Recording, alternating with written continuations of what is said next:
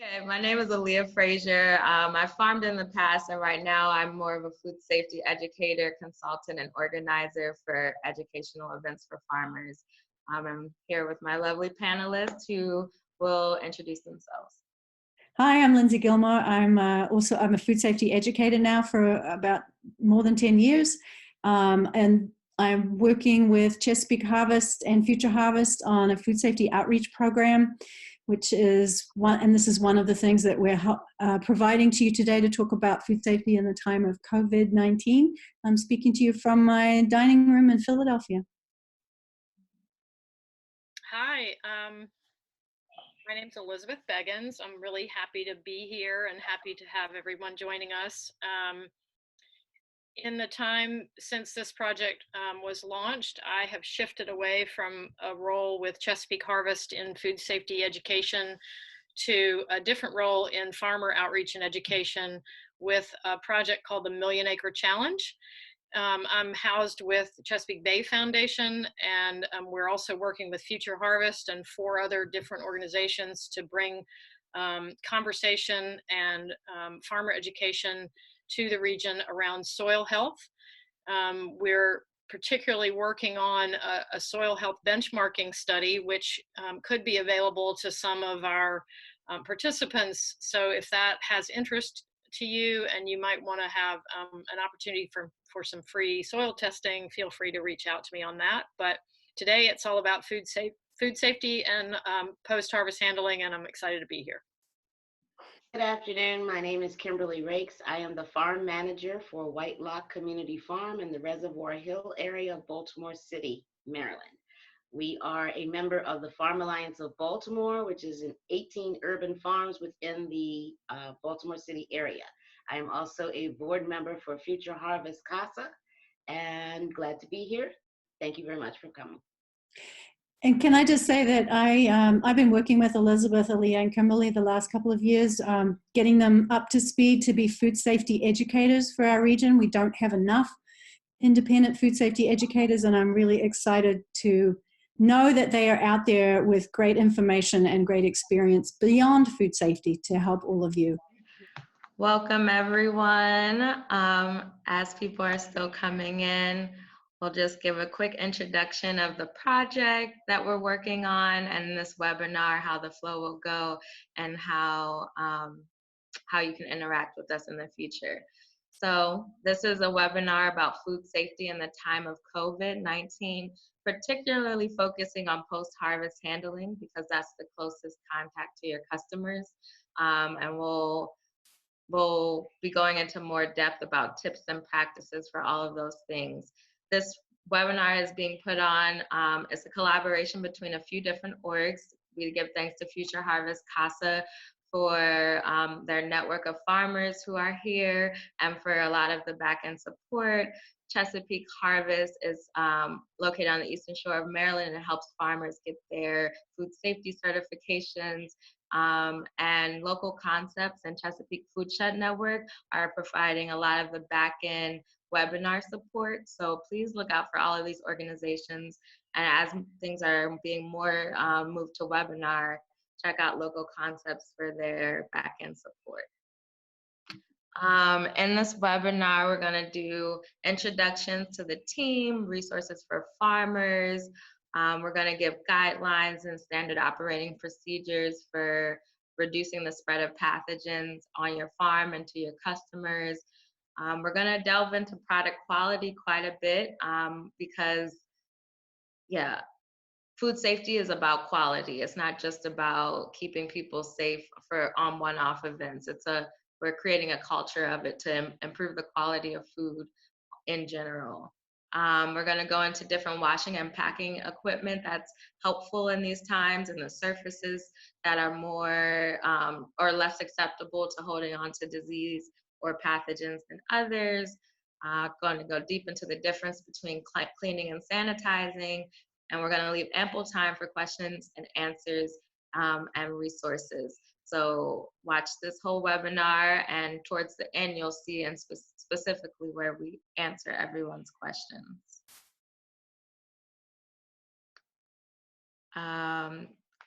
Thank you. Mid-Atlantic Food Safety Project is what we're doing this webinar under the umbrella of. We're trying to create a culture of food safety in this region by providing food safety workshops on farms, so you get to see how other farmers are practicing. We're going to be doing a few webinars and video tutorials, which will be available on Future Harvest website, as well as through Chesapeake Harvest, and you'll get it in your email. And another cool resource we have is one-on-one GAP, good agricultural practice plan writing and implementation. The funding may run out for that in the fall, so I suggest you reach out to Lindsay Gilmour or myself if you need some one-on-one support as a farmer to create a food safety plan. And again, Future Harvest, go to their website so you can stay up to date on all workshops coming up, all field dates coming up, all webinars, and there's a link to a food safety toolkit, which is a huge array of resources that are in Google Drive that you can look at and peruse on your own time. Now we'll have everyone introduce themselves and give a quick introduction. Okay. Farmers are already on the front lines, as we know. As a farmer, you're already striving to grow the healthiest food possible for your family, your community, and all the people that you help to feed. But farmers also need to make sure that in the packaging, processing, and delivery of your produce, you do your best to safeguard against bacteria and other pathogens. Fruits and vegetables are often eaten raw, so they don't go through something that we call a kill step, like cooking, which eliminates harmful bacteria and pathogens.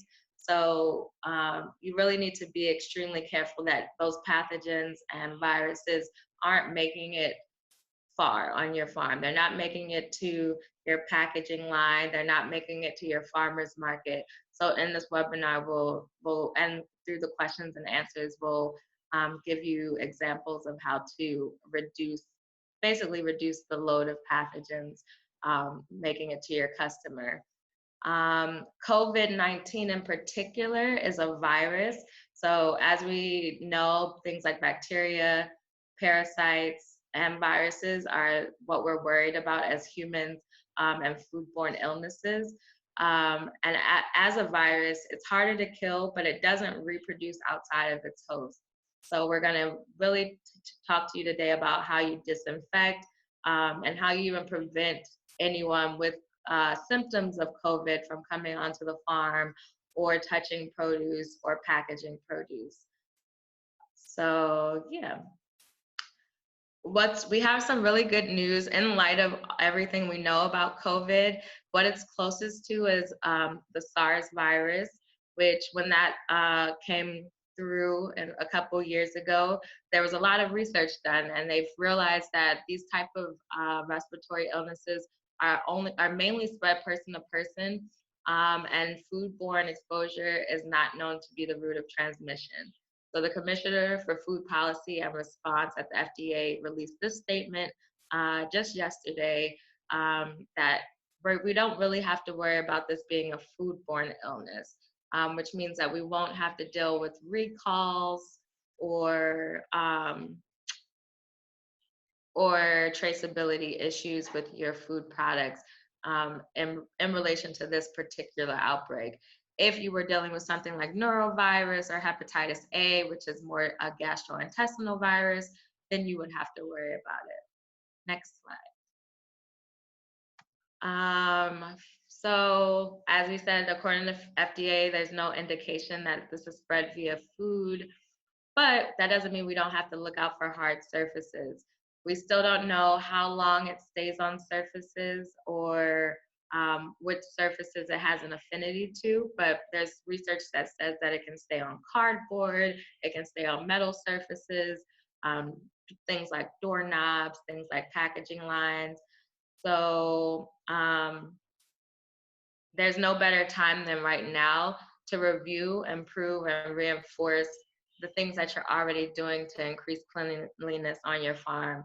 Your hand washing procedures, your sanitizing procedures, your disinfecting procedures, and there's two sides to this that are great for the farmers, that once you have this stuff written down, you can present it to your customer base and help them feel a lot more comfortable. We're getting a lot of questions from consumers saying, how do I know that you as my farmer are keeping the public safe? And if you're able to show them your standard operating procedures and communicate that clearly, you won't lose customers, which is what we want to keep people safe, and we don't want to lose customers. We're going to give some examples of standard operating procedures and templates in our resource section as well. Next slide, please. Yeah. One of our favorite resources right now is the University of Vermont. They have a clearinghouse of lots of articles and fact sheets that you can use to educate yourself, your staff, and also your consumers. And this list of tips was written by Chris Callahan. So a lot of this will go into a lot more depth throughout the webinar, but I'll just run through them really quickly. And most of these same rules apply during a pandemic and during safe times. So it's helpful to relay this list of practices to your customers and be as transparent as possible now, in the future, and at all times. This helps with your direct sales and also wholesale buyers who need these standard operating procedures as part of your larger food safety plan. Number one, stay away from produce if you're sick. Someone's sick, they should be nowhere near the fruit and vegetables that people are going to eat. They should be nowhere near your cooler. They should be nowhere near your harvest equipment. This is probably already part of your policy, but it's good to emphasize this and retrain your workers. Even if you've trained them already, it never hurts to retrain them on the policies and procedures for when they're sick on your farm. Practice social distancing on your farm, at farmers markets. We're going to go into a lot of tips for this later on, but you can create space by staggering shifts on your farm. You can create space by planning ahead in your week so that different people will be doing certain tasks, and that's their task and that's their area of the farm. So you don't have as much mixing and mingling. And you can also practice it at the farmer's market and with CSA pickups. Thirdly, minimize the number of touches. Minimize the number of times any produce is touched by different people. This includes your workers, distributors, your customers. Put up signs at the farmer's market that say no touching, no squeezing. We probably all wanted to do that in the past, but now we have a solid reason to tell people, keep your hands to yourself. And on your farm, that means designating people for different parts of the operation, whether that's the farm manager, whether it's a farm worker, create people who are responsible for certain aspects and keep them responsible, and not don't mix and mingle the different roles and responsibilities. Wash your hands. Can't stress this enough, and this will get stressed a lot later. But I will say that you should create ample opportunities around your farm to wash your hands. So just not in the bathroom, just not in the kitchen or processing area. You can put, 5-gallon buckets of Gatorade, those orange Gatorade containers, fill them with water on a table with hand sanitizer and soap and disposable napkins. And you could have those all over the farm, so that people, whenever they touch something, whenever they touch their face, or before they touch their face, they're able to wash their hands anywhere on your farm, and they don't have to work too hard to find it or walk too far. Cleaning, sanitizing, and drying, will go into a lot of depth with that with Elizabeth's presentation, so I won't touch on that now. And lastly, plan for change. If anything, this moment shows us that as farmers, we have to be flexible, we have to be resilient. Most farms are lean operations and run by just 1 or 2 people and a couple of crew. So you need to have a plan in place for if people become severely ill. How are things going to change if half your workforce is out sick? So that goes back to working in shifts. So if one person has COVID or has symptoms of it, maybe only the people in their shift have to isolate themselves. Never make it a situation where everyone on your farm has to isolate. And yeah, next is accessing new and wholesale markets. On our field trips to different farms, we noticed that people took very seriously their traceability measures. They put their name on the packages, they had lot numbers. All of this feeds into consumer safety so that people know where produce is coming from, whether it goes to the restaurant, whether it goes to a wholesale distributor. People will be able to trace their produce back to your farm and know your practices and procedures so that they feel safe. Having traceable product is really important, and it also allows you to access new markets because wholesalers really care about where produce came from and when. And then again, if you have the ability to work with farmers in your area to aggregate your produce to be more appealing to these wholesale markets, I feel like that's important at these times because the name of the game is diversification. So if you're used to selling one way, the plan for change may include expanding your markets and being able to adjust with the times. If one thing shuts down, then you always have another market as a backup. So just wanted to share this slide as an example of how people up in Pennsylvania and other parts of Maryland were tracing their produce and showing where it came from. Now we'll hit on to preserving product quality with Lindsay Gilmour, the food safety expert. So yeah, I'm the food safety expert, but actually Aleya, Elizabeth, and Kimberly are the ones who are really going to be talking about food safety today. And I get to I get to talk about preserving product quality and just touch on food safety a little bit. I want to reiterate and emphasize what Aleya said. COVID-19 is not a foodborne illness unless we put it there. And so it's not something you have to worry about if someone comes to your farm or someone who works with you has the virus, you discover it later. There is no implication that food will be unsafe for eating, I should say. And I can talk more about that if you have questions. So yeah, I'm going to talk about preserving product quality. Next slide, please. And why good post-harvest handling is important. I don't know how many farmers we have on today. It looks like we have a lot of educators and advocates and all kinds of people, but hopefully you will learn a little bit of something today. If nothing else, you will learn what a really great trip we had visiting all these different farms. And we also had Patricia Tripp come up and do post-harvest handling trainings for us. Many of you probably know her. She is an amazing resource and a good friend. And I borrowed heavily from her presentation that she gave to us last year. So shout out to Trish for allowing me to use these slides, or the information from her slides.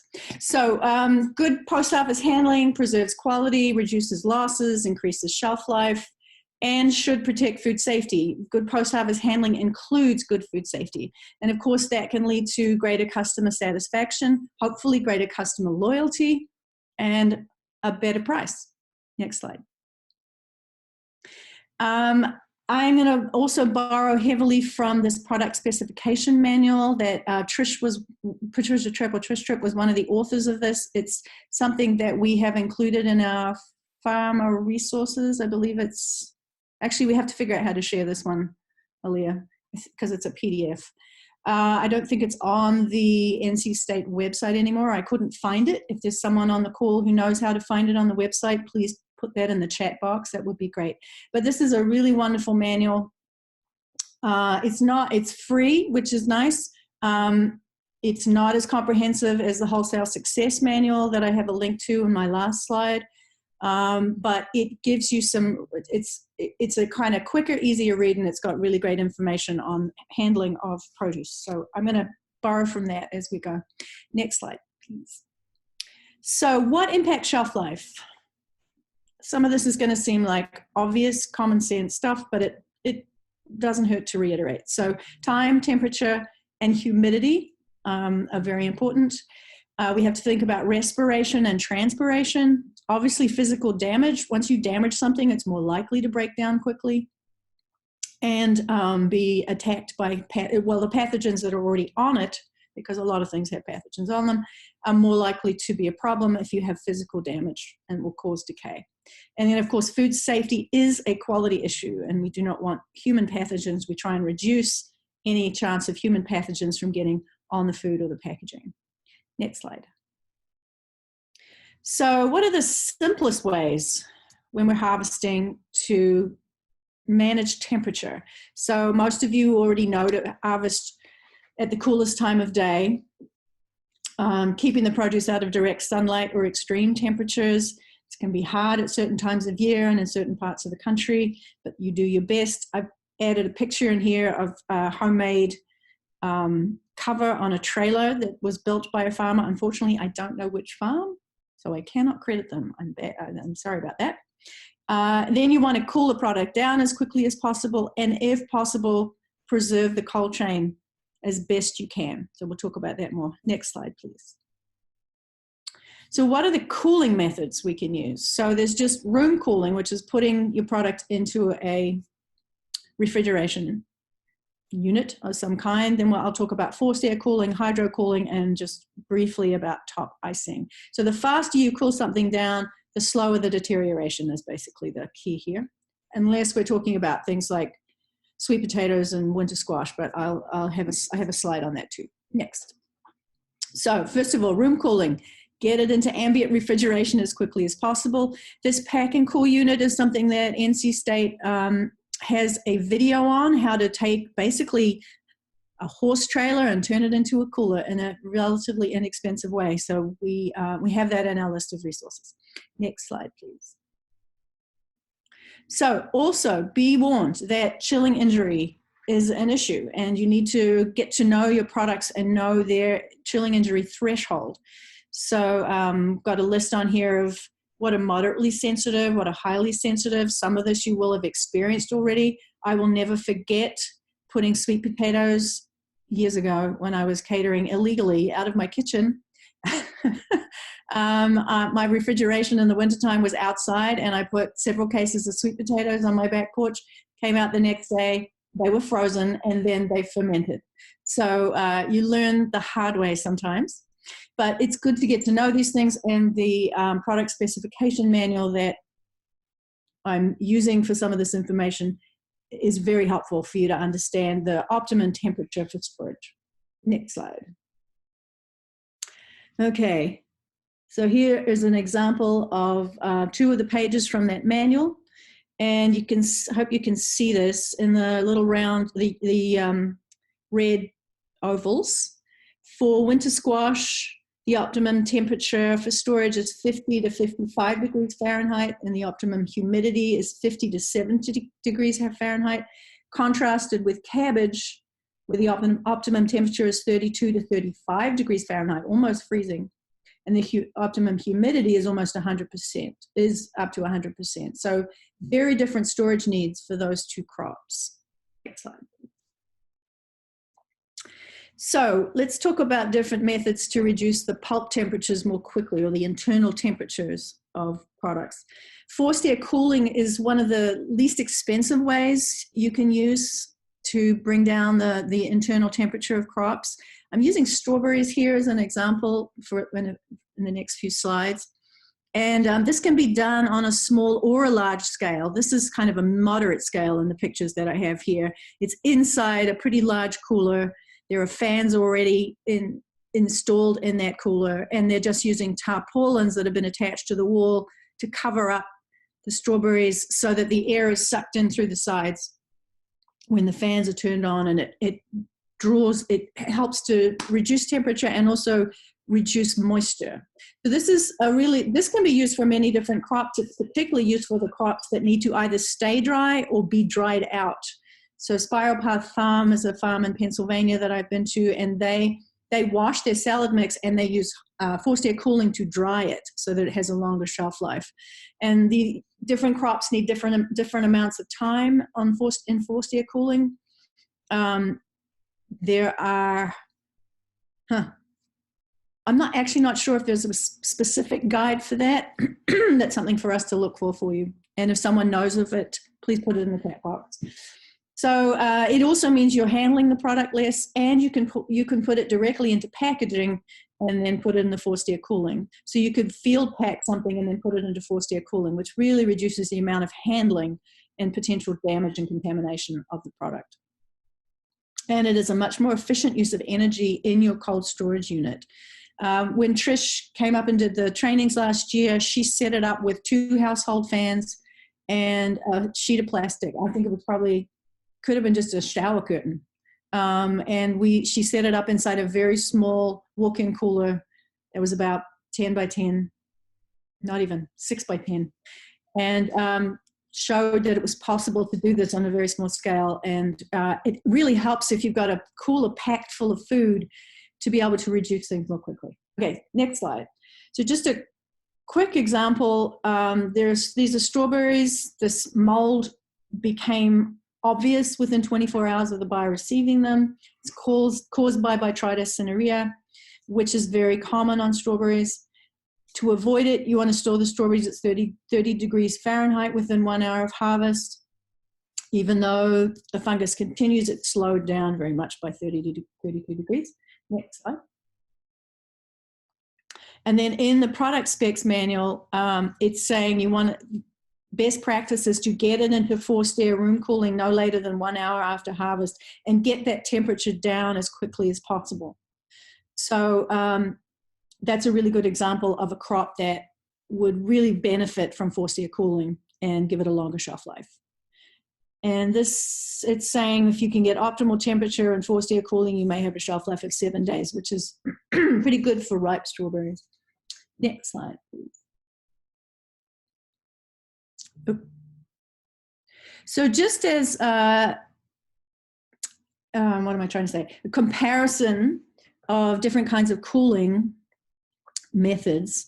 So with the cauliflower, just in a refrigerator room, getting it down to the desired temperature about 5.5 hours, with forced air cooling about 1.5 hours, and with hydro cooling, with the water at 32 degrees Fahrenheit, about 7 minutes. So you can see there's a major difference in how quickly things will cool down. However, you have to take into account the crops. Some crops are not going to do well with hydro cooling. Some are going to do better with forced air cooling because you need them to stay dry, or they may be more temperature sensitive. And now I'm going to talk about hydro cooling next. So hydro cooling, there are lots of different ways to do it. It's good for crops that can handle higher moisture levels, such as broccoli, kale, root vegetables, apples, cauliflower, so on. Next slide. So I'm going to go through a few different methods of hydro cooling. This is probably common on very small farms, to just dunk crops into tubs of cold water. It's recommended that you use some sanitizer in that water, a sanitizer that's labeled for that use. I'll talk about that in a minute, actually. Single pass spray, this is again on Spiral Path Farm. They're not using the single pass spray to wash the crop so much as bringing the temperature down.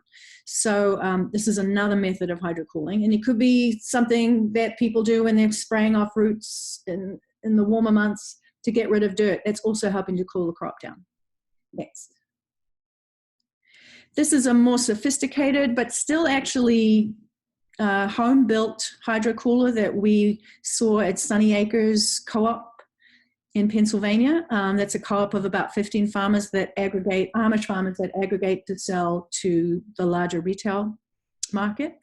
So they built this hydro cooler. They are temperature controlling the water, so you can't really see the temperature there, but that middle photograph is the thermostat.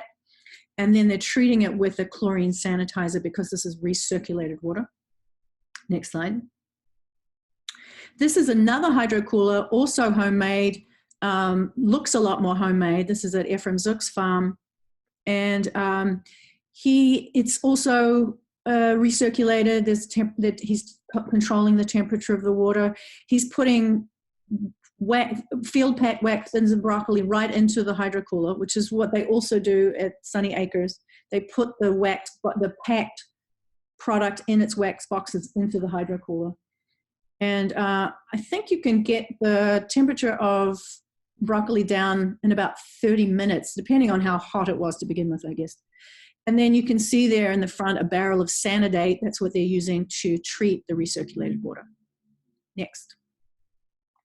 And then here at Weaver Orchard in Morgantown, Pennsylvania, this is their dump tank for the apples and pears. I think their peaches might go through this too. They're putting the apples in there in part to cool them down, in part to clean them, and in part to move them. So they dump in, if you've ever been to an orchard, you will have seen how they take whole bins of apples and lower it into the dump tank and dump the apples into the water and gently put the apples into the water and then remove the bin. So this is reuse batch water.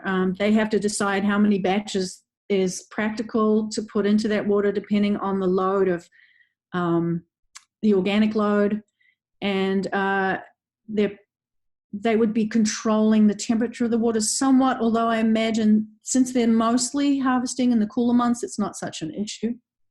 And they are treating that water with chlorine, and they have to decide how often they need to empty and replace the water, so their water change schedule is part of their food safety plan, and their water treatment is also.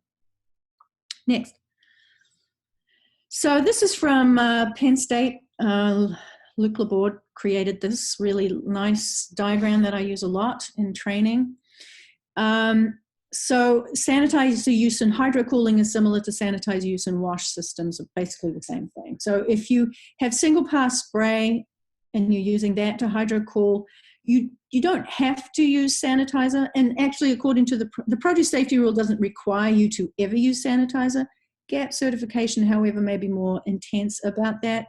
You do need to start with water that's free from detectable E. coli. I use the term potable water here because mostly, I thought we were going to mostly be talking to people in Maryland, and in Maryland you have to have no detectable coliforms and a low amount of nitrates is also. In some states, though, it's just no detectable E. coli. Because in the single pass spray system, the water is not being recirculated, it's draining away right after it contacts the product. And then with a multi-pass recirculated system, such as the hydrocoolers that you saw from Sunny Acres and Ephraim Zook, it is recommended that you use sanitizer because you're reusing that water over and over. And then with a dump tank, as with the apples, sanitizer is also recommended, and you want to make sure you're using sanitizer that's labeled for that use and you're using using it correctly. Next slide. Next slide. There we go. Okay. So another way that's used to reduce temperatures is top icing or icing. I've seen it a couple of ways. Sometimes the ice is just dumped on the top. Sometimes there's an ice slurry that gets actually pumped into the box, so it fills up all the air spaces. And this can be used before it goes into storage, and as the ice melts, if it has to sit out of storage, the melting ice can bring the temperature down, but it can also be used during storage, transport, and distribution. And it's good for crops that can handle moisture and have a high respiration rate, such as broccoli. Next.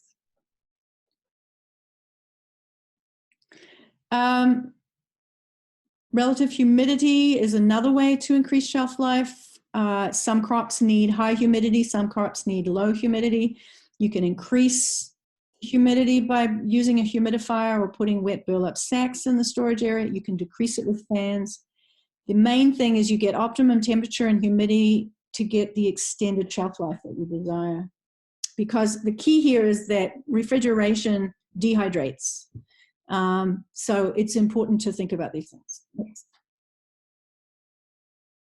So again, back to the winter squash and the cabbage, the humidity, best humidity for squash is very different from cabbage.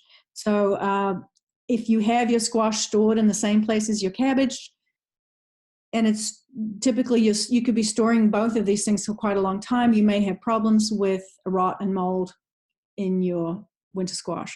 So you have to think about, is there a way to segregate them? Is there a way to have a different zone where humidity and temperatures are higher? Humidity is lower and temperatures are higher for squash, and vice versa for cabbage. Next. Respiration and actually transpiration are another factor here. So harvested produce breathes just like we do. It takes in oxygen and it breathes out carbon dioxide. It will also start to release water as over time. So both of these lead to shriveling and deterioration and dehydration. So temperature and humidity impact the rates of respiration and transpiration. And this little table shows the relative rates of respiration of strawberries depending on temperature. You can see that the temperature has a major impact on the respiration rate and the deterioration of the strawberries. Next. And then preserving the cold chain. It's not easy on smaller farms to do this. Very large operations, they're getting things into cold storage quickly. They're quite often in a big operation, they're backing up a refrigerated truck to their temperature controlled packing area, and it goes into the truck and then to a distributor that has totally temperature controlled supply chain and packing and storage areas as well. So on a smaller farm, just you have to do the best you can, and you may have to decide which crops you sell into the wholesale marketplace based on their vulnerability to temperature fluctuation. So get it into cold storage quickly as possible. If you can pack it in cold storage or at least in a lower temperature than the ambient temperature, that's helpful. If you can deliver it in a refrigerated vehicle, all the better. Wrapping pallets of chilled product to keep them cool. A lot of in the industry, it's typically done with plastic, but you can wrap with other things. And then loading the product into a pre-cooled vehicle as quickly as possible and at the coolest time of day. These are just ideas for you. Next.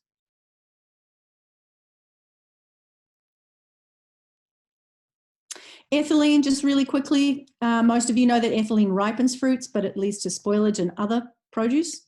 So is there a way, and the effect of it does slow down at lower temperatures, so can you segregate the things that are ethylene producers from the things that are ethylene sensitive?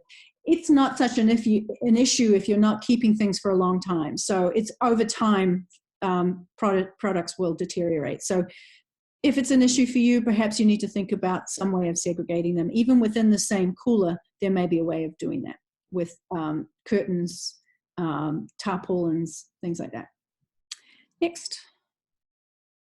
And then just lastly, Kimberly and Elizabeth are going to be talking more about food safety, but again, with those of us who are on the call who are food safety trainers know that repetition is really what gets it into people's brains. So training all personnel on health and hygiene, washing hands often and well, wear clean clothes, don't work when sick, don't share bodily fluids. Particularly right now, it's all about the bodily fluids. We do not want to share them at all right now.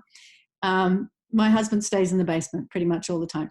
So he's not there right now, so I can say that. These are all things that most of you should know about.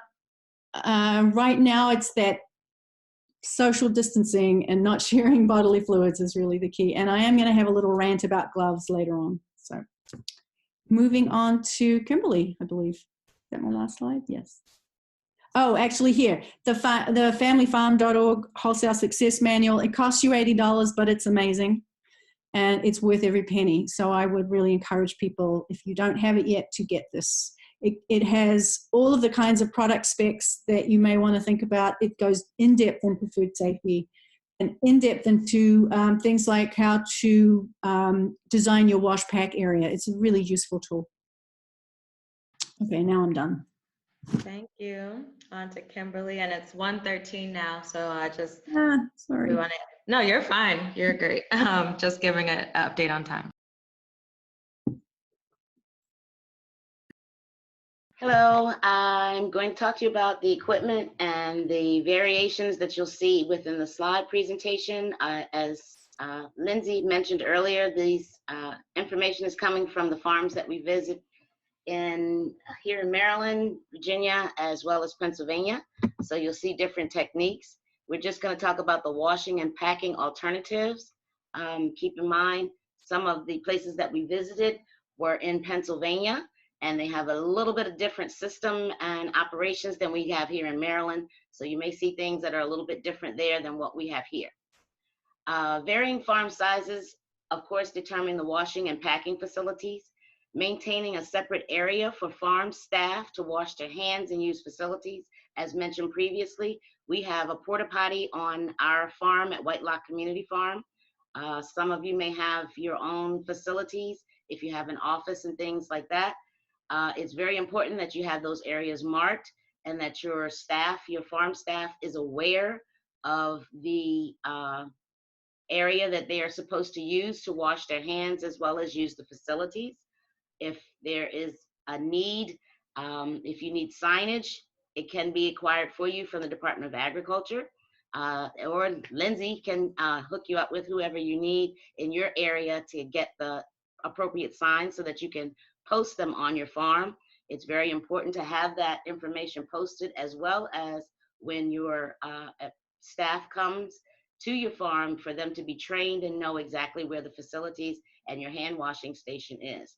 Your first priority is to keep everything clean. You'll hear me say that multiple times as we're speaking today. Cleanliness is the most important thing. You need to make sure your hands are clean before you're harvesting. I actually have folks wash their hands upon entering the farm.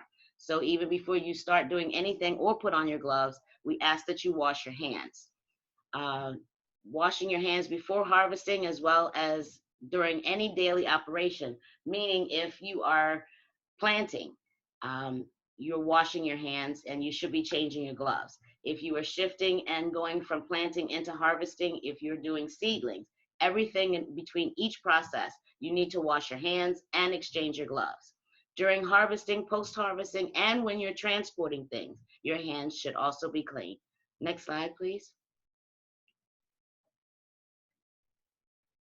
You'll see this photo here is a couple of different places where we have visited. You'll notice there are different types of sinks.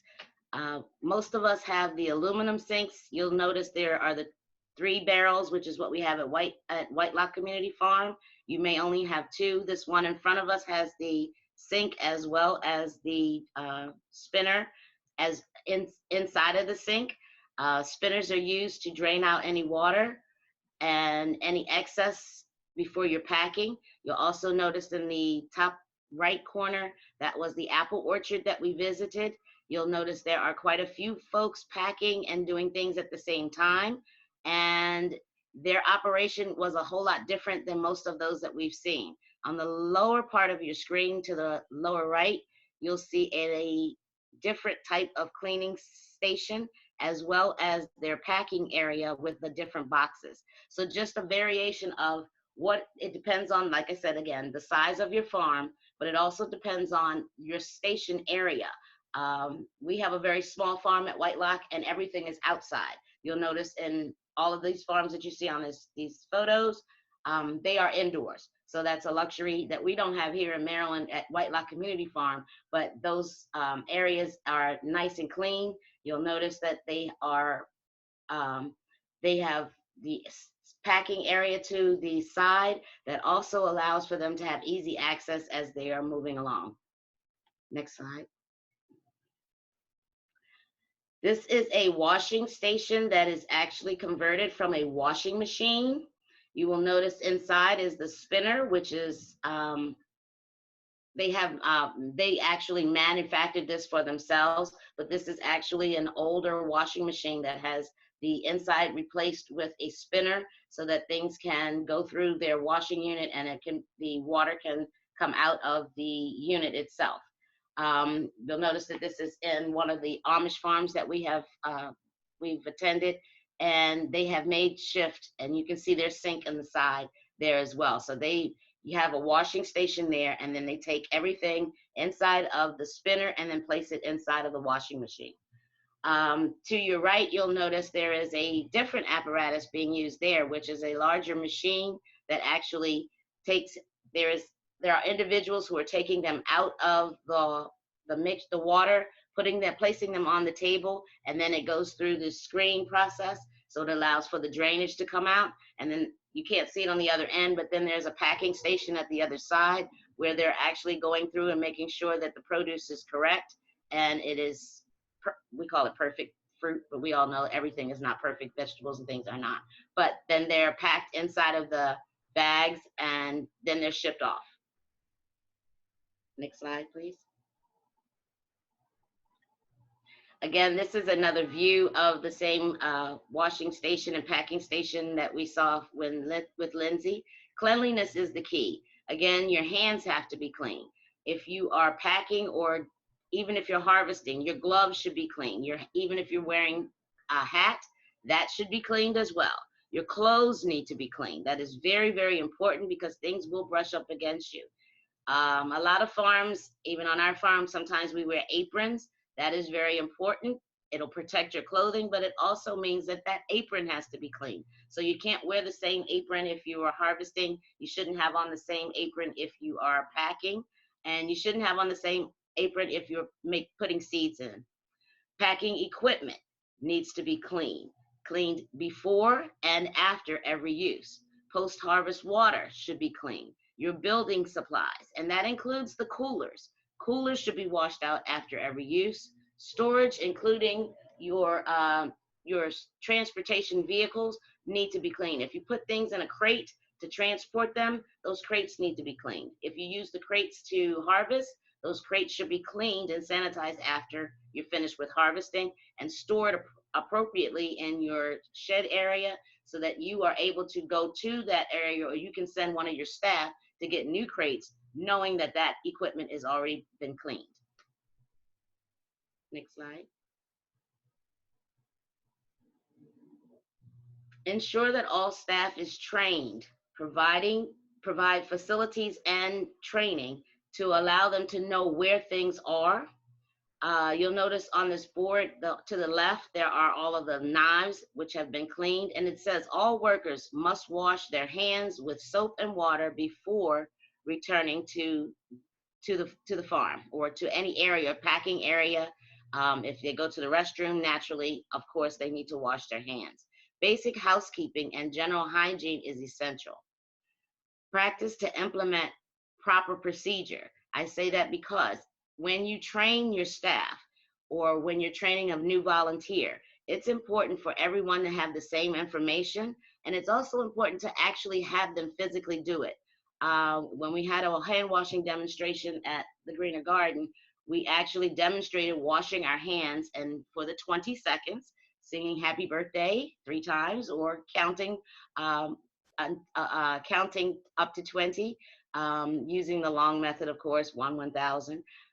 You also need to make sure that when you're washing your hands, it's a vigorous movement. It includes your fingernails, and it also includes your wrists. So it's a good idea to, when you're training your staff, to also have them actually do the procedure of washing their hands and demonstrating it. Eliminate pests, weeds, and debris, including feces. Very important. You should never, ever be harvesting any produce that has feces, insects, or any type of infestations.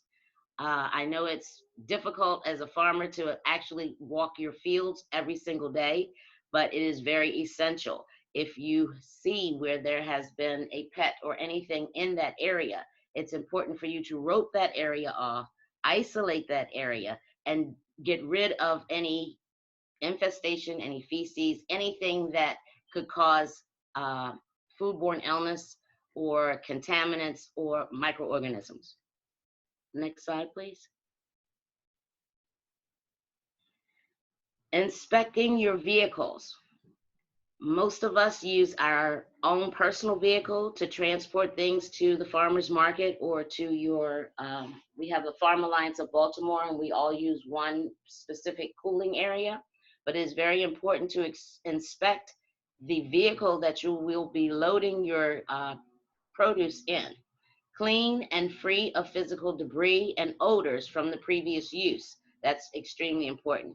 You'll notice at the bottom picture to the left, there are packages that are the plastic bags where the vegetables are in. There are clamshells for individual items.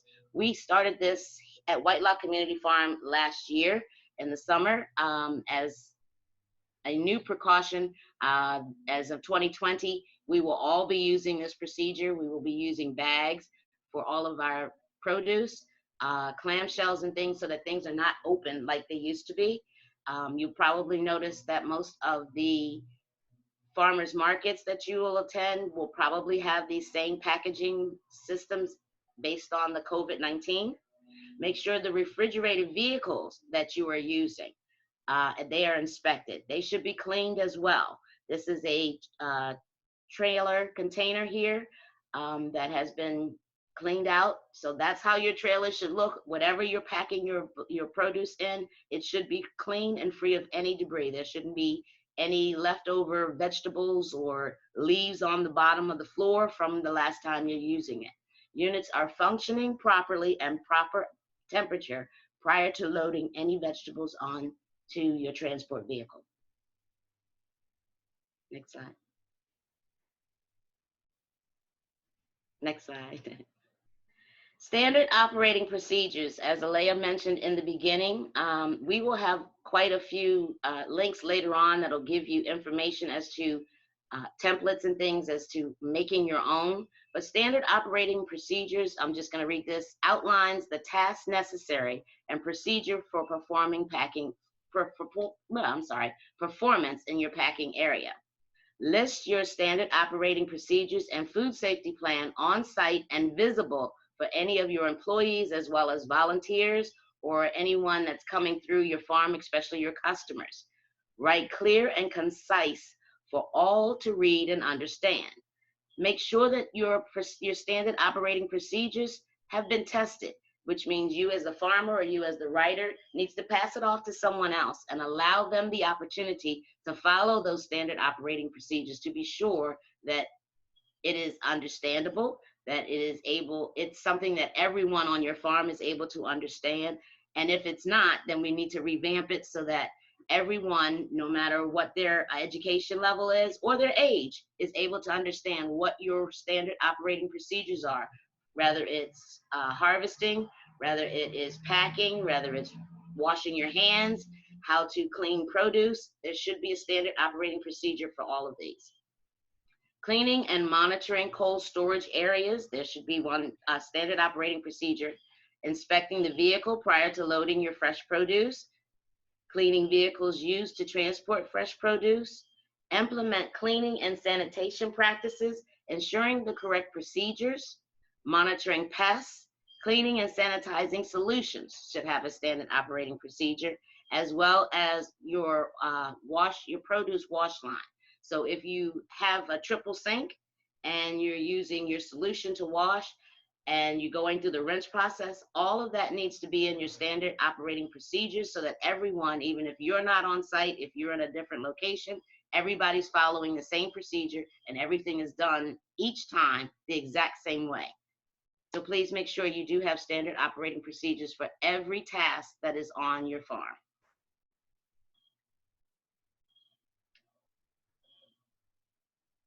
Oops, back one.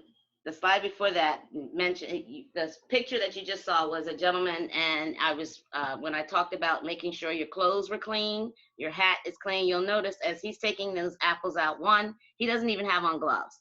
I suggest, especially in this day and time, everybody needs to have on gloves no matter what you're doing. It's very hard to do seeds and seedlings with gloves on, I understand, but keep in mind with what we have COVID-19 right now, it is very important that everyone has gloves on and that you are handling your produce appropriately.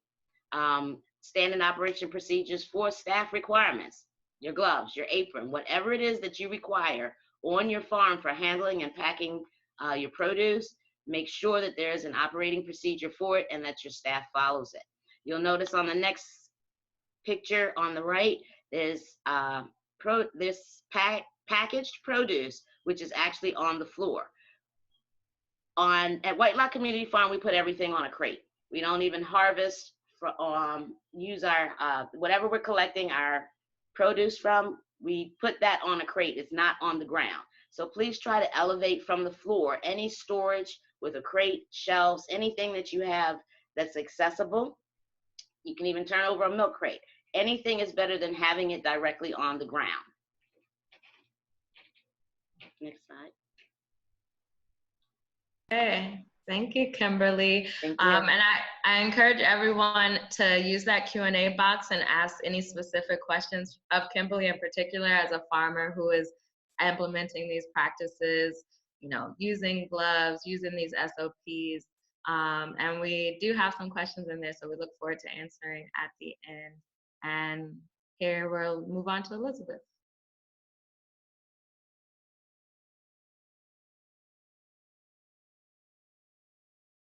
Hi, everyone. Sorry, I was all set to go and forgot that I was muted. Boy, have we ever come through some rethinking when it comes to the idea of sanitizer, right? So before I go there, I want to say again, thanks for joining today. And you know, with regard to food safety, the heightened awareness around sanitizing, I think, is a great thing. But in this last part of our webinar today, before we get to Q&A, I just want to try to clear up some confusion, if there is any, around how to approach the process of cleaning and sanitizing at the farm level. Next slide. So when you're thinking about your operation and you're thinking to how you clean and sanitize, you're going to be considering a variety of things that might apply to. It might apply to equipment, it might apply to coolers, to transport vehicles, to food contact surfaces, worker training, pest control. And I've just listed out a variety of things, but you'll notice that the top 4 practices there are highlighted in green, and that's because those are the ones we're really going to kind of be featuring today. Each of these could be a webinar unto themselves, so unfortunately we don't have time for that today, but there are resources available to dig deeper into each of these topics as you need to. To get started, just let's think about equipment.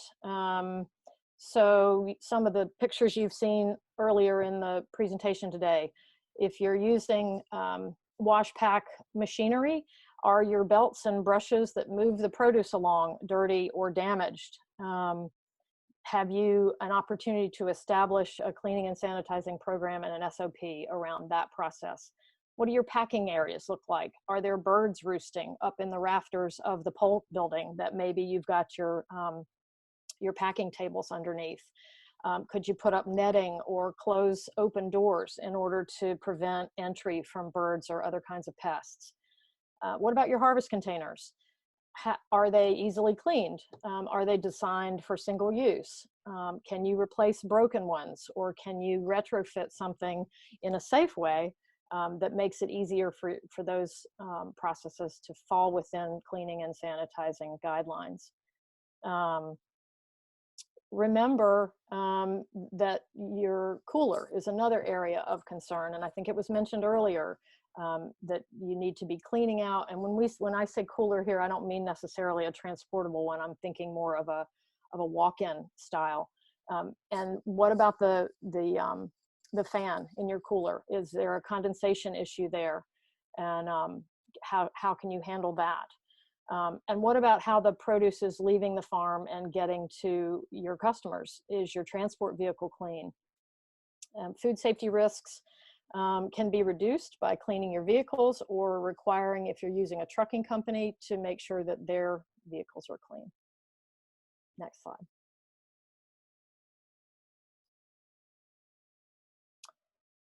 All right, this seems so basic. Cleaning versus sanitizing, what's the difference? Why does it matter? Cleaning, the physical removal of dirt or soil from surfaces, which can include the use of clean water and detergent. Sanitizing is treatment of a clean surface to reduce or eliminate microorganisms. Important point, you cannot sanitize a dirty surface. Cleaning always comes first. Next slide. I'm just going to pause on that. If I don't get anything through to you during this time that I'm taking today, I want that to stay in your head. You cannot sanitize a dirty surface. Cleaning always comes first. So that seems really really obvious when you see it all written out like that. But how often are you thinking about washing down a packing surface, stainless or a folding table or a wooden cart with a bleach solution before you've actually done a good job of trying to clean it off with soap and water? So I really, really, really want to drive that home. Clean first, sanitize next. Next slide. And we'll just keep moving to the one right after. So cleaning and sanitizing involve typically 4 steps. You're first removing dirt and debris. You're applying an appropriate detergent and you're scrubbing. You're rinsing with clean water, making sure to remove all the dirt and detergent that you just were working on. And then you're applying an approved sanitizer. Not all sanitizers have to be rinsed, but if yours requires that, you're going to rinse it off and you're going to allow the surface to air dry. You don't want to necessarily dry the thing that you've just cleaned and sanitized, because the rag that you may be using, the towel to dry it with, could transfer pathogens right back onto the thing that you've just tried to clean and sanitize. So let's back up, or move forward, I should say, but back up to cleaning on the next slide. And Aleya, I'm realizing that I'm not looking right at the same screen that you are, so I hope I'm not confusing you. Am I in the right place right now for you? Let me just look real quick. Yes, sorry. I'm looking at a different view of our same screen, so thanks for that. You guys can read through this. This is not rocket science, but I think COVID-19, if it's taught us anything, it's taught us that an awful lot of us don't know how to wash our hands.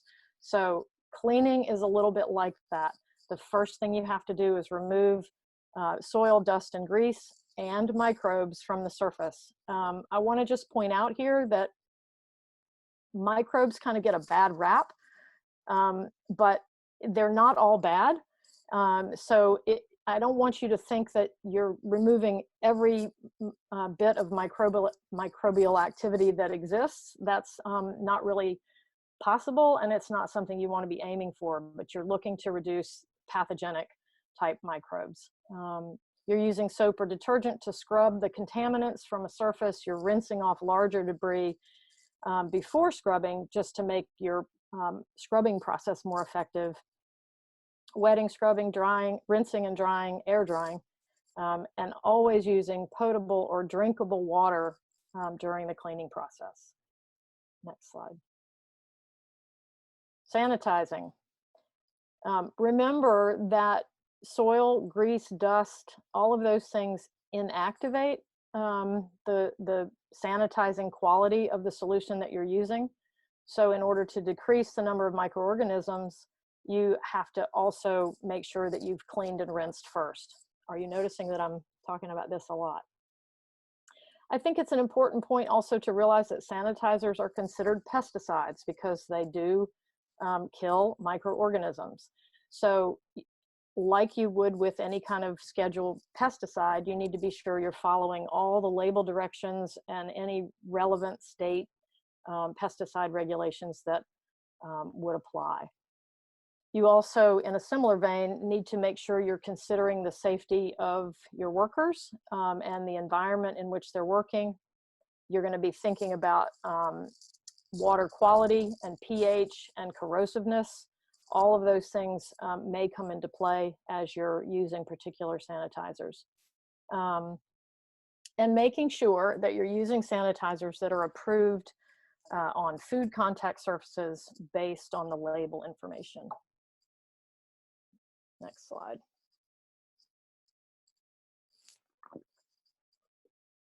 So you've got a sanitizer that's approved for use on a food contact surface. You're going to measure it. You're not just going to wing some into a bucket. You're going to measure it and follow the label for the specific instructions. And you're going to make sure that the concentration that you're ending up with is appropriate to the task that you're using it for. Concentrations are measured in parts per million. It's usually listed as ppm, and that will be specified on the product label. something that I think a lot of farmers who are not as well versed in wholesaling forget to consider, and certainly it was new to me, is that you not only test your sanitizer strength when you mix up your solution, but as you've been using it. So in order to do that, you need to purchase test strips to determine the concentration at the outset, following the instructions for each test strip. Depending on what sanitizer you're using, there are different appropriate test strips for chlorine versus periacetic acid and things like that. And I'll get into that in just a minute.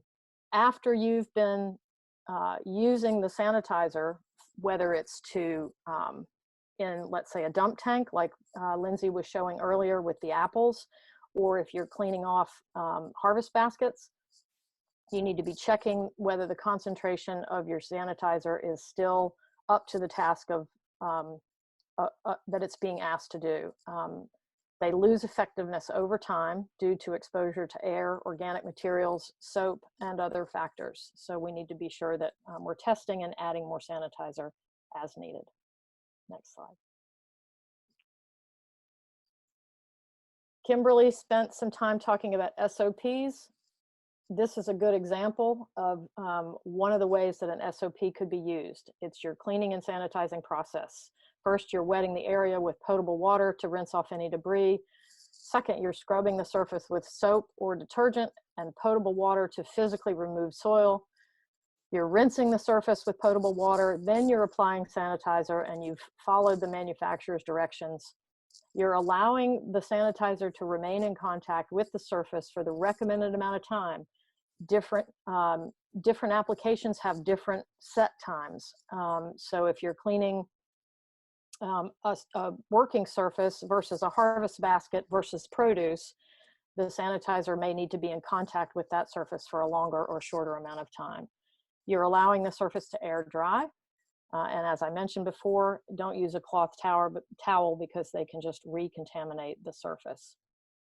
We're spending a lot of time talking about sanitizing, and as Lindsay mentioned earlier, it's not always required, and it may not always be necessary for you to use a sanitizing step, but it's good to know which things are more risky, which things might lend themselves more to a sanitizing step, and which things you can avoid it.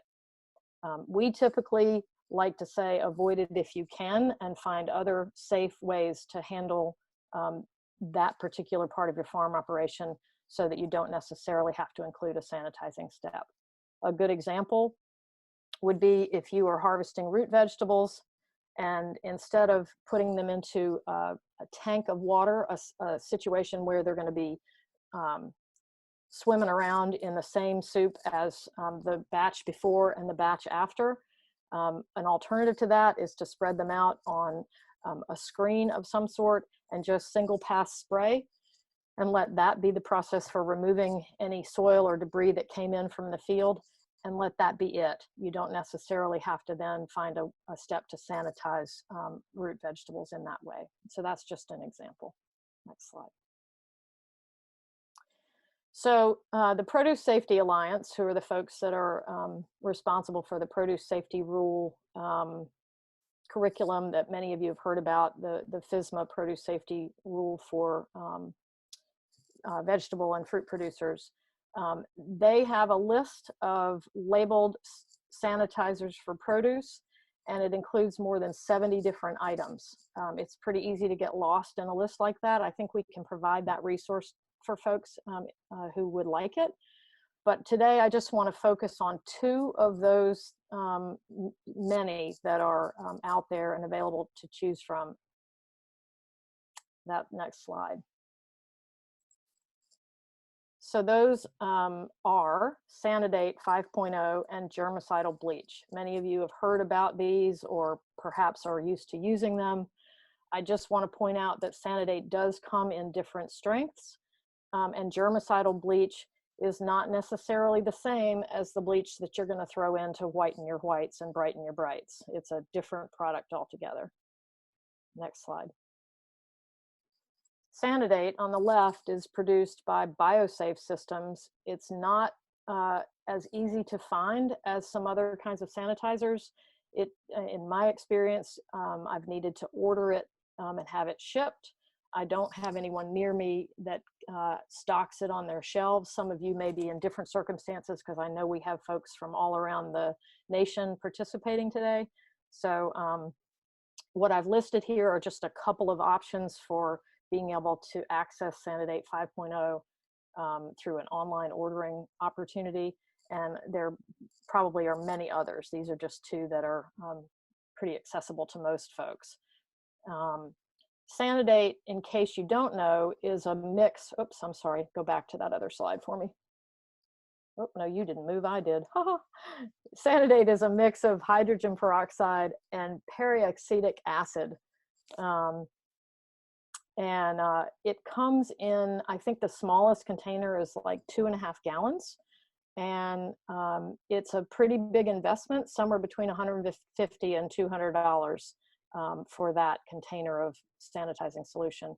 So if that's out of reach for you, if you're a pretty small operation, you could consider trying to share it with another farm. The trick is that it is a pretty potent solution, and it's going to be challenging for you to find ways to share a product like that. You're going to have a particular kind of container to split out what you're using. But it's not impossible, and you guys are have a lot of ingenuity built in, so you can also find ways to be creative in the way that you share that. Shifting over to germicidal bleach. Clorox, Snow Glow, Pure Bright, those are just some of the brand names. I am unable to find germicidal bleach at a local store that I might visit for other kinds of laundry products. And that's not the shelves that I'm going to be looking for it on in the first place. Some Walmarts do stock it. Some Lowe's stores stock it. Hardware stores, medical supply companies. I was able to find it here in Maryland at Lowe's. But you're looking for a labeled product that does say germicidal bleach as opposed to other forms of bleach. And it's because this has a greater ability to deal with microbial activity, and also because it's approved for use on food contact surfaces. A number of the other bleach products available are not approved for that kind of use. So wrapping up, we've talked a lot about many different facets of post-harvest handling, about food safety. We've focused a little bit on how this interfaces with COVID-19, but I think you can see that what we're talking about here is something that should be just part of your normal everyday farm practice, not something that's necessarily come into play because of a new novel coronavirus that's impacting our world right now. This kind of activity, these food safety steps and post-harvest handling steps, create value for your customers. Next slide.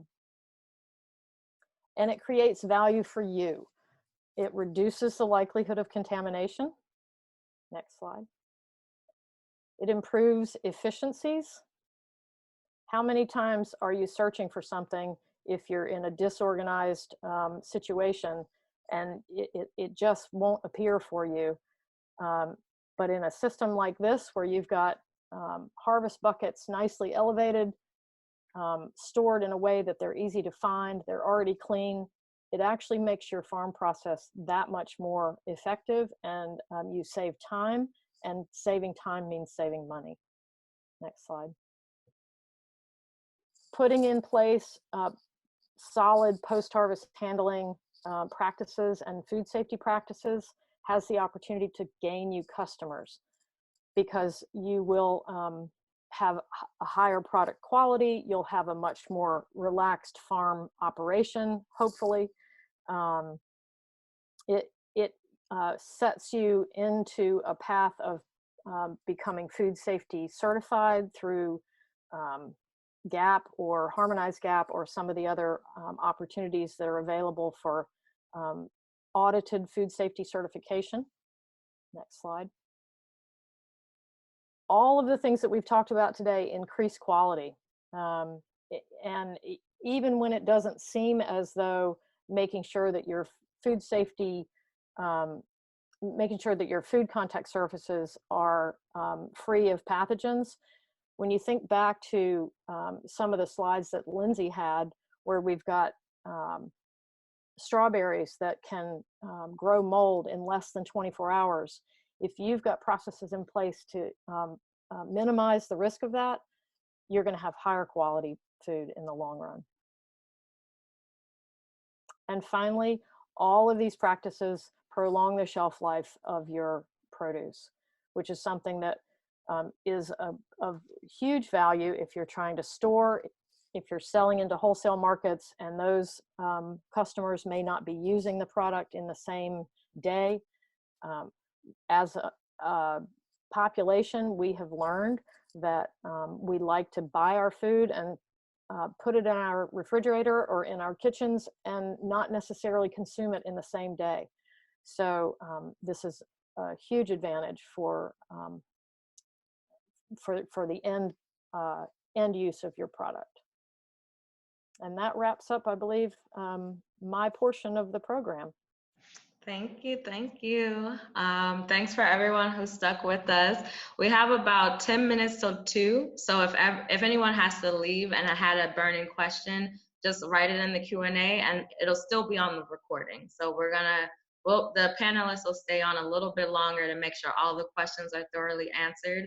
And if you need to hop off, that's fine. And if you need the answers, you can check out the recording that we'll send out through email and put on the Future Harvest website.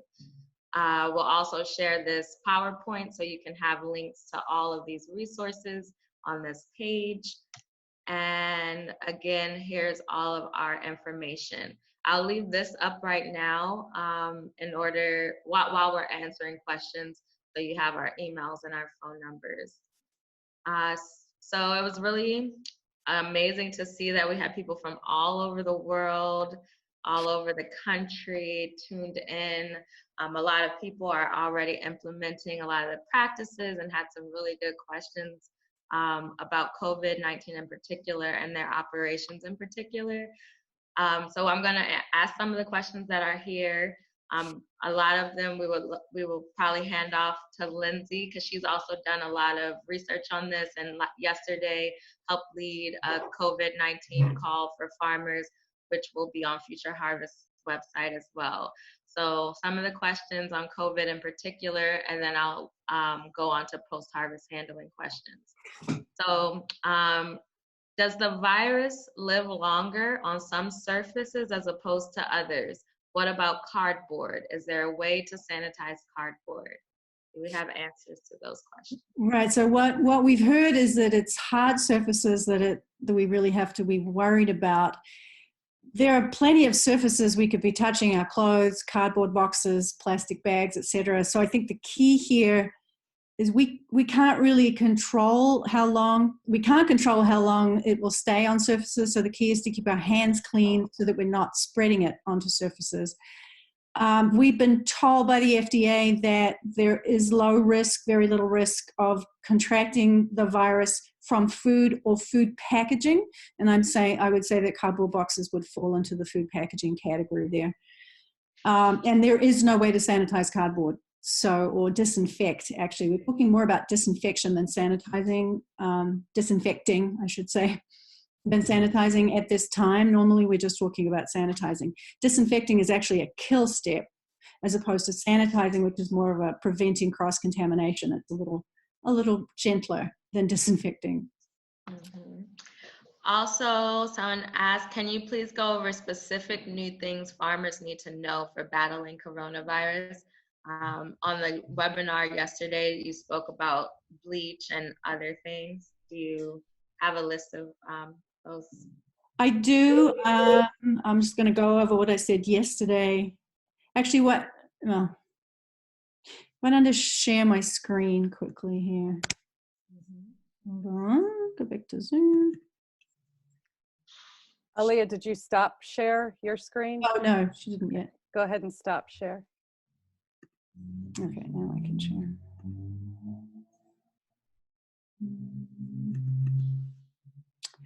So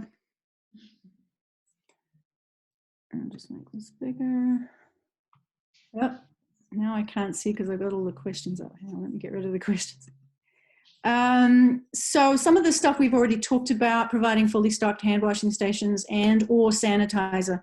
So typically when we're teaching people about food safety, we say that sanitizer is not a replacement for hand washing.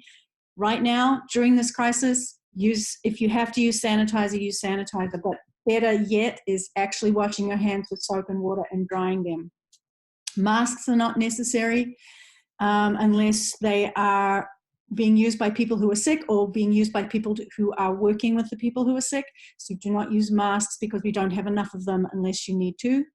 And then particularly at this time, think about everything you're touching with your hands and cleaning and disinfecting those surfaces. So cutting tools, knives, scissors, clippers. We have been saying clean those, but pay particular attention to them and to the handles as well as the blades. Tongs, all the handles of things, tote handles, door handles, car door handles, steering wheels. What are you touching on a regular basis? The coolers that you're putting stuff in to take to farmers market. Are you cleaning the handles of those coolers? Typically, we might say clean out the inside of it, and people don't think so much about the handle. So anything you're touching with your hands, including cold storage units and food and vehicles. So Dina had been asking about this particular concentration of bleach. Right now, it should be 5 tablespoons of bleach per gallon of water, which is a higher strength than typically. Use non-porous metal or plastic surfaces or other non-porous surfaces as much as you can because you can easily disinfect those. Wood is something you can't really disinfect. Cardboard you can't disinfect. They're not recommending that you use tablecloths so much now because people can brush up against them. Better to have a metal or plastic table. Oops, hang on a sec. Where did it go? Here we go. These are actually not exactly appropriate in the time of COVID for visitor and hygiene policies. I think you need to add some things into these for your visitor health and hygiene policies. And I really recommend that you have a visitor's log because it's important for you to know who's coming and going from your farm. And you could add to this a place for phone number and email so that you can contact people should you find out that someone is sick, and also make sure they have a way of contacting you if they find out that they're sick and they have just been to your operation. Let's see. Trying to think of other things I talked about here. As we said earlier, there's no evidence that the virus that causes COVID is spread by eating food or on food packaging. It is a good idea to tell your customers to wash produce. It's not recommended to wash with soap or to treat it with disinfectants at home. You really have to cook it. If you want to kill this virus, you have to cook it. So using soap and disinfectant is probably more likely to give you bad flavor. I'm going to stop there because there are a bunch of other questions that we should get to. Yeah, and Neve Short just shared this webinar from yesterday in the chat box, so definitely check that out. Let's see what else.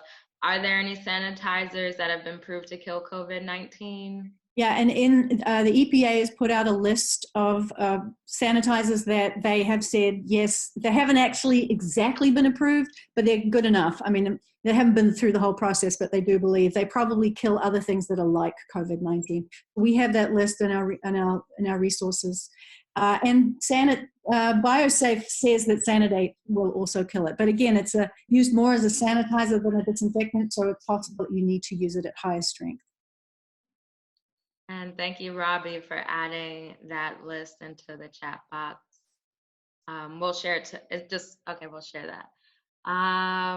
There's a question about proper use of disposable gloves. Oh, yeah, yeah. Let's talk about gloves. Yeah, let's talk about So I actually put in a slide that we skipped over today. Do not put on gloves with dirty hands. I see this all the time at my local co-op. I just had a little talking to them last night. It's like, you've got these gloves out there, and then you've got the sanitizer on the other side of the store. And people are putting their dirty hands into the box, pulling out a glove, and putting on the glove with dirty hands. So if you're going to use gloves, you need to use them properly. I know that Kimberly said we should be using gloves right now more than usual, but there is this concern about running out of gloves, which is very valid.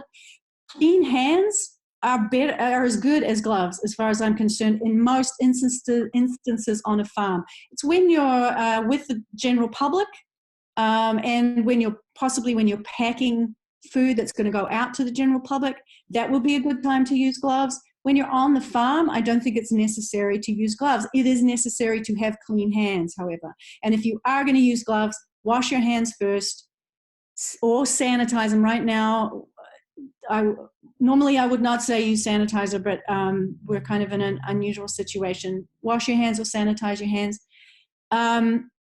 You need to remove those gloves as soon as you think they may be contaminated. If they have holes in them, you take them off. Before you do anything that would normally cause you to have to wash your hands, take the gloves off, do that activity, wash your hands, put on fresh gloves. What else? And the person who asked the question was concerned that people put on gloves and then don't bother to clean anything else. Right. That seems like common sense, which is, I always say, very uncommon. You don't just put on gloves and then assume you don't have to clean anything else. Things still have to be cleaned. I'm so sorry we're at 2 o'clock because there were some great questions. Zachary, forced air cooling. Yes, we can talk about that more. Oh, and Callie, great question about what do you do? How do you prevent everybody on your team from getting sick?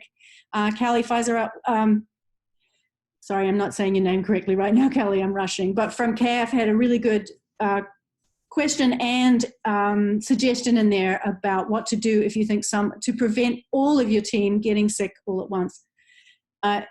So I'm just going to read it really quickly. Would it be useful to suggest small farms to break their personnel up into 2 or 3 crews so you only get 1 crew sick at a time, basically? But also keep in mind that this is not considered a foodborne illness. It's people to people. So just keeping people apart from one another. If you find out somebody's sick, perhaps that's a time for people that have worked with them to get tested. I think that's happening in many different workplaces besides farms. Boy, there's some good questions here. Sonia is making a good suggestion in the chat box right now. Oh, what's Sonia's suggestion? She always has good suggestions. We can close out the webinar for folks who have to go, but we can continue recording answers, and those answers will be available in the webinar that we share, the recorded webinar. Okay, that's a great suggestion. We can do that. All right, let's see if there's any more COVID-19 questions, and we'll go into post-harvest handling. Patty Miller asked, do we have any recommendations for produce display and handling for farmers markets, vendors, particularly during this time? You know, I'm going to go really quickly to the really great thing that Future Harvest put together that I think might have come from Cornell.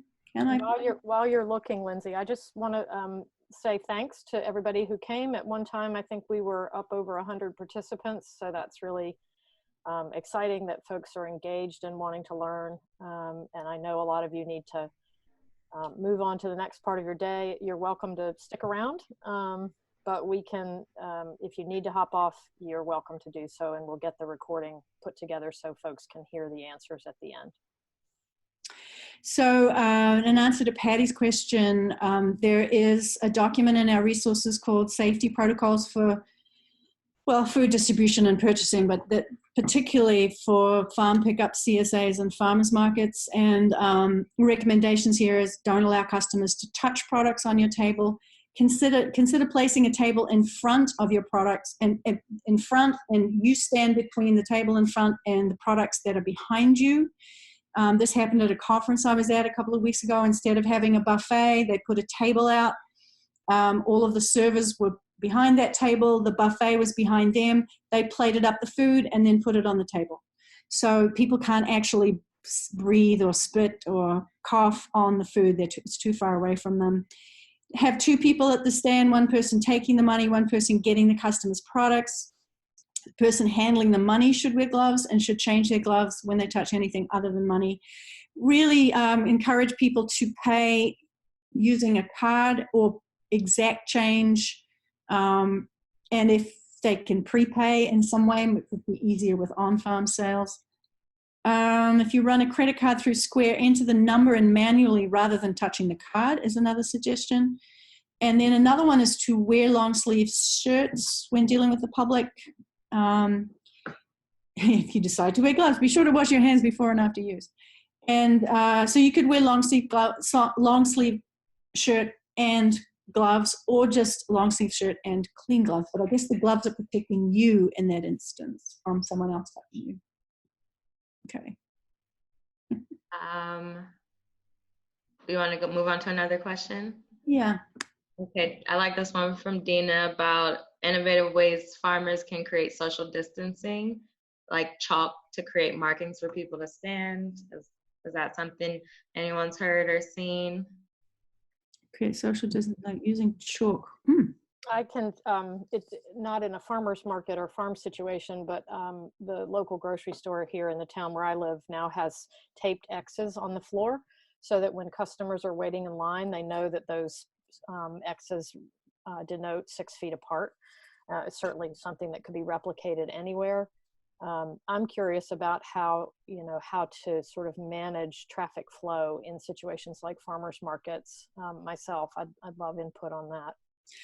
Well, at my co-op, they're limiting the number of people who can go in at once. And I think some people are doing that at farmers markets too. Like you have a line, maybe you use some sort of barrier where they might not notice the line on the ground, but some kind of tape or something to stop people from coming right up to you. And then you have people just come one at a time instead of a whole crew of people coming up at once. People are trying to distance from each other anyway. And at my co-op, the same thing. They've actually put up signs. We usually line up and they put up, 6 feet, 6 feet, 6 feet, so people know where to stand. Nice. Say on the farm at Whitelock, we only have 2 employees. We have 1 volunteer. Actually, what we're doing is everyone has their own project.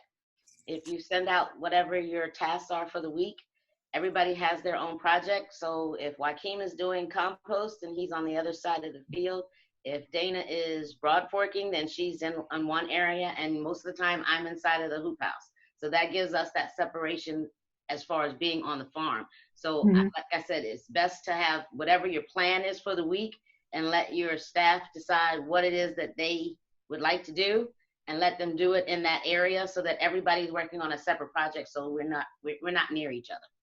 Right. That's great. Like that. And Sonia just added that people are calling it physical distancing versus social distancing, which I like, because social denotes a lot more than just physical. And we really are just physically distancing. Thank you. Right. Let's see, other questions. We do have some questions about forced air cooling from Zachary. And you said you would share those, Lindsay? Well, he wanted to know if we had any pictures of forced air cooling or any images of forced air cooling in a small space.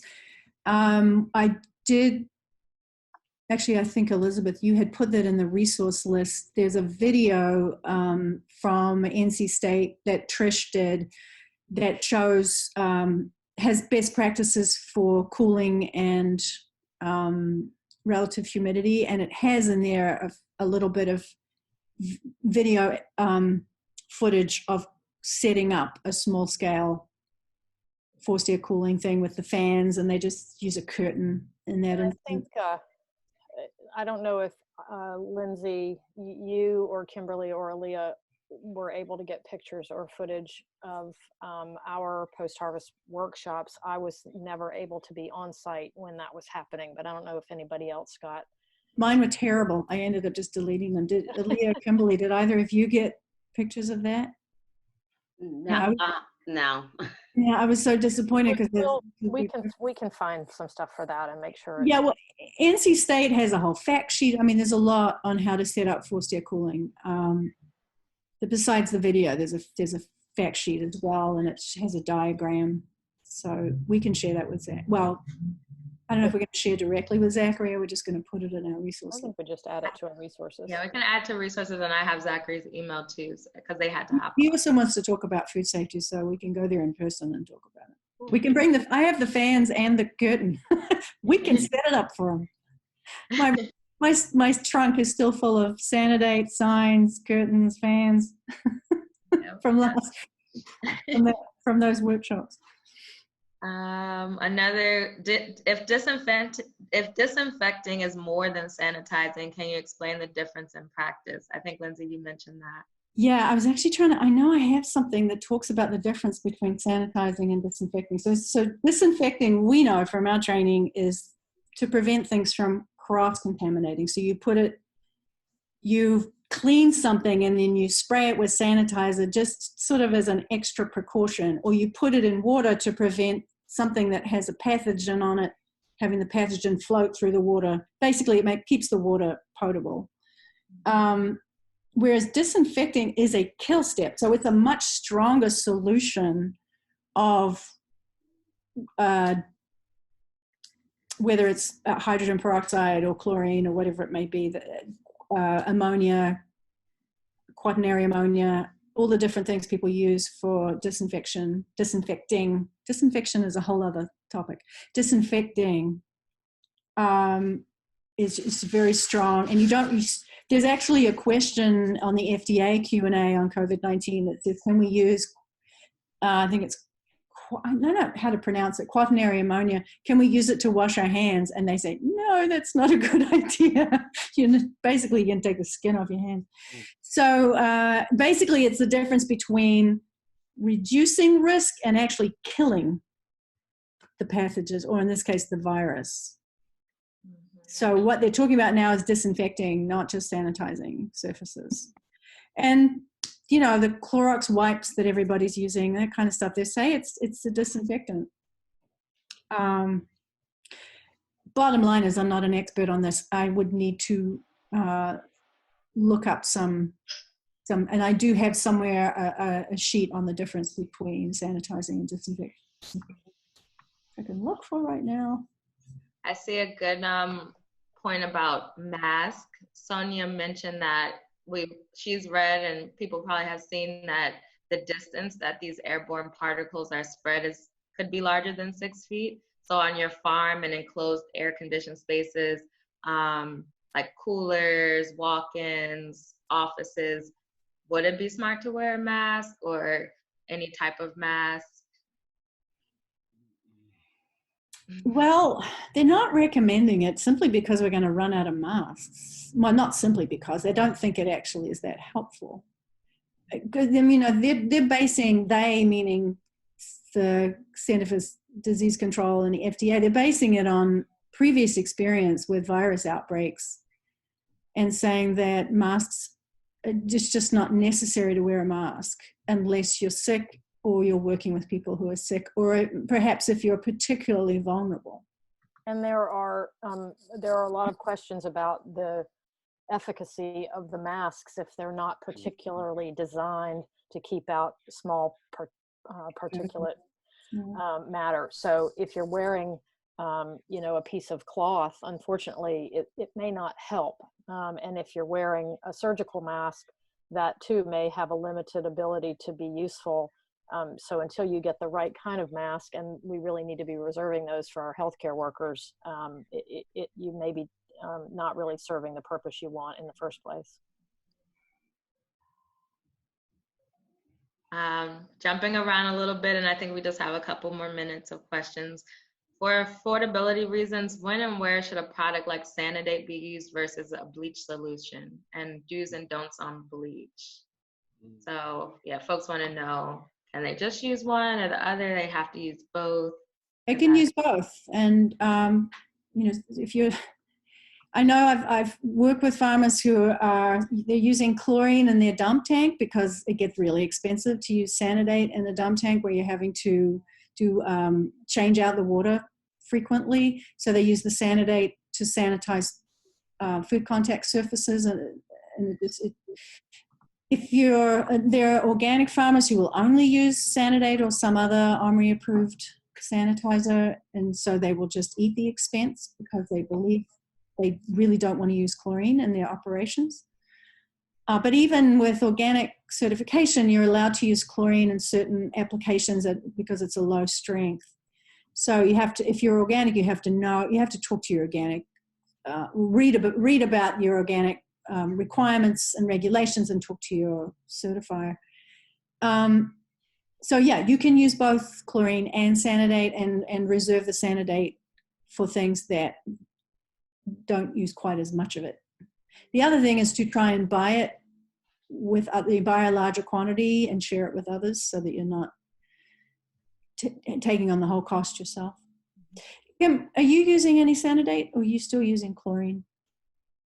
At Whitelock? Mm-hmm. Yeah, we're not using Sanidate as of now. I'm hoping that we will be soon, but no, not as of yet.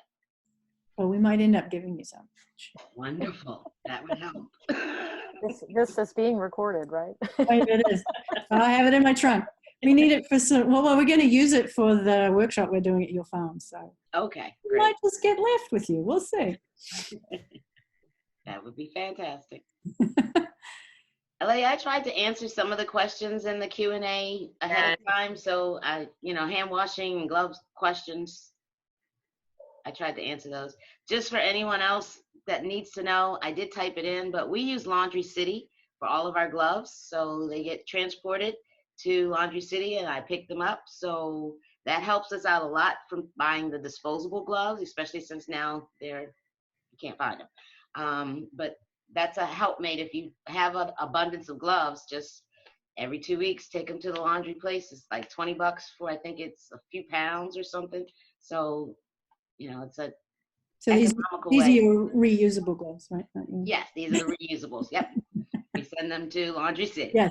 Not the plastic one. Yes, I'm laundering my disposable gloves. I wish we could do that. Wish we could. Zach asked a question about whether the forced air cooling equipment does it need to be sanitized regularly. I would say yes, you need to clean the fans and the top, but it's not actually, well, unless it's actually touching the product, I don't know that you need to sanitize it. So it's kind of a judgment call there. If you've got product that's already packed and it's in boxes where the top is just touching the cardboard and the fan isn't touching anything, then no, you don't need to sanitize it. But you do need to clean it to get rid of dirt and debris and dust. Sanitize it as needed. What else do we have here? Other burning questions, Aleya? I don't see any other burning questions. Yeah, I think we answered them all in our different ways. I think we can pretty much close out. I think it was really informative. I really think a lot of people got a lot from the question and answer in particular. So again, we're here for your questions and we have some answers, definitely not all of them. And you can get any of our information. So if you reach out, even if we don't know the answer, this is the team of people to definitely find the answer and point you in the right direction. And vice versa. If you guys come across, really valuable, well-vetted resources that you think could be useful to this crew, please share them.